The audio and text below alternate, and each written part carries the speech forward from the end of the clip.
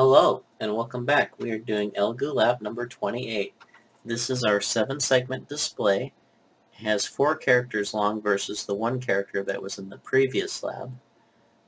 This was a bit of a challenging experiment because part of the instruction was actually I had to refer to another mechatronics experimenter on how to do this lab because he was able to actually write out how the different wires went into the Elegoo to make this experiment work. So let's go ahead and take a look at our lab. Okay, and this is our lab right now where it's starting from 0 and counting down from 9. And as you can see here, there's actually a multiple number of male-to-male wires that go between our board here and into the breadboard. Now, I'm going to go ahead and leave the description of how this got wired up because since it wasn't on my disk, I don't want anyone else to struggle with this experiment. But as you can see here, I've got my red wire, which is connected to the 5 volts, which is connected to here for power to the chip. Our 2 grounds here, where one goes over near where the chip is, and this other one goes to ground for our display.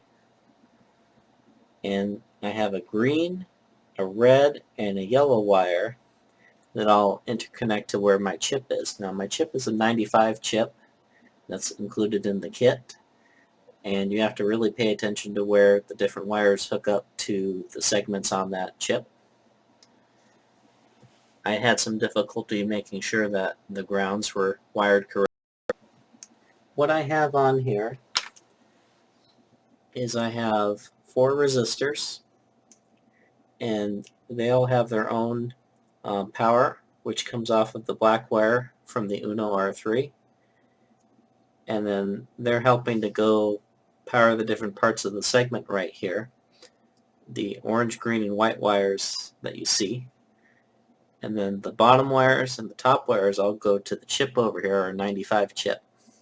So I will be leaving as complete instructions in the description as I can to make this make sense so that you understand how I got to this point and how the other mechatronics experimenter got to this point as well.